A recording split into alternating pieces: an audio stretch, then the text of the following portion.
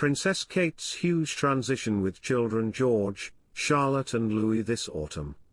Like many children across the country, Prince George, Princess Charlotte and Prince Louis are heading back to school for the start of the new school year. The Prince and Princess of Wales' children have no doubt had an incredibly challenging time adjusting to their mother's cancer diagnosis. At the start of the summer holidays, the princess gave an insight into what she likes to do on her good days. Welcome to Royal Pancakes. If you are new here, please don't forget to subscribe and click the notification bell, so you don't miss any news about the British monarchy. In a personal message, Kate shared, "My treatment is ongoing and will be for a few more months. On the days I feel well enough, it is a joy to engage with school life, spend personal time on the things that give me energy and positivity, as well as starting to do a little work from home." After spending the summer together as a family, George, Charlotte and Louis' return to Lambrook could bring about conflicting emotions for the princess. Laura Whitwood, head of junior school at St. Dunstan's College, explains to Hello how back-to-school blues are normal for most families. The shift in routines, having to organize yourselves a week in advance, preparing uniforms, lunches, pencil cases, remembering where to be and when, key dates. Laura began. The list can feel endless.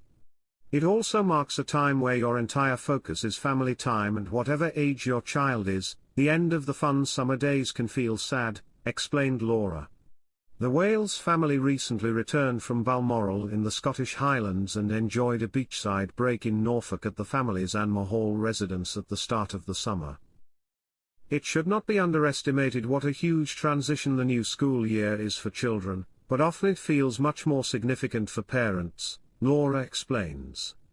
While summer holidays are often a highly anticipated quality time for families, returning to school and a more rigid routine can be daunting for any family. Laura added that sending children back to school after a summer of making memories can be emotional and unsettling, as parents have to readjust to seeing less of their children during the week.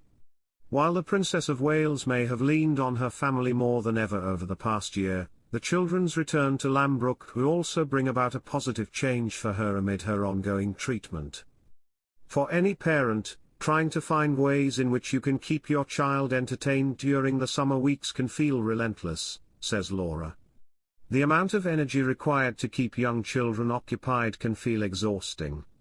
As Laura reassures, children relish being busy, learning new skills, being around their teachers and friends, and knowing what every day and week will look like. It gives parents the chance to recharge their batteries, have some independent time for a section of the day and get planning for half-term, she said. The Princess of Wales has made only a handful of public appearances since announcing she was receiving chemotherapy treatment for cancer. Historically, the doting mother of three has taken her children to the school gates for their first day of school, with the Wales family often pictured walking hand in hand before embarking on a new term. As Kate has expressed, she enjoys keeping up routine in times of abnormality, as well as engaging in school life. She may find it hard to see her children head to school if she is not yet well enough to take them herself. Prince William, 42, will tour a groundbreaking homelessness exhibition featuring art created by former rough sleepers on Thursday. Ahead of their outing, the future king reposted a video about the display on the Prince and Princess of Wales's official Instagram account, writing, "Looking forward to today's visit at Homewood Soup's Homelessness, Reframed exhibition at @Saatchi_gallery." The Prince's Homewood's initiative, which he launched in June 2023, aims to eradicate homelessness, and is the driving force behind the new art exhibition. The display features sculptures, photographs and everyday objects given a new life by artists, who may have experienced homelessness, in a bid to tell personal stories and give a fresh perspective on the issue. The exhibition, which runs until 20 September, includes work from world-renowned photographer Rankin as well as up-and-coming artists. During his visit, William will meet some of the creatives and chat to some of the young people who helped make the artwork from doors.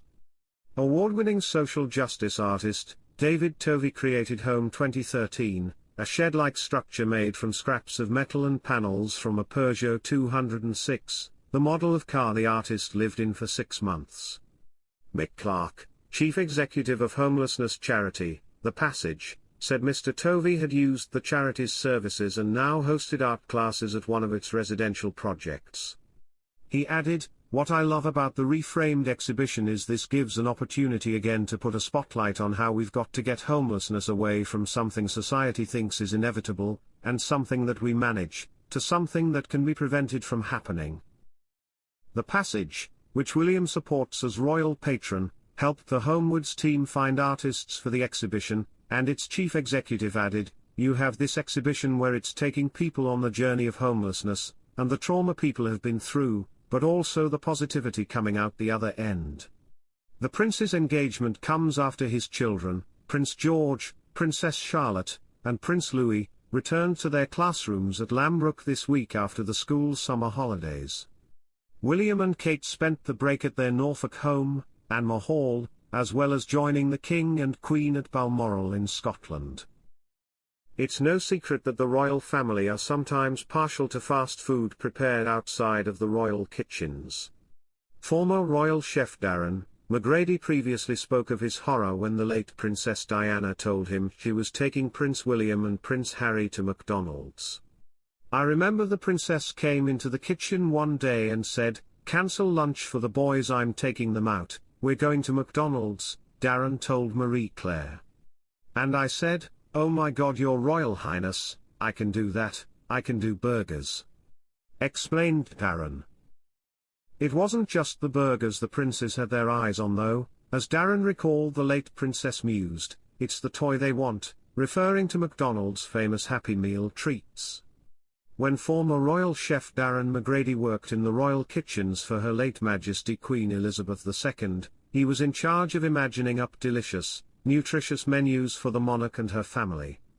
The culinary star, who was also a private chef for Princess Diana, Prince Harry and Prince William for over a decade, has shared the indulgent sweet treat he often whipped up for the family during their summers at Balmoral in the Scottish Highlands. In Darren's words via his YouTube channel, the chef began, "Today I'm going to share with you a no-bake cheesecake recipe." He continued, "In Balmoral Castle's gardens, they have an abundance of raspberries, strawberries, black currants, red currants, gooseberries, all the soft berries. Scotland has the perfect climate for growing these. The royal family would have those berries most nights just to take out on a picnic, or take out to the hills during a barbecue, but at the same time we'd have to come up with new ideas and new recipes.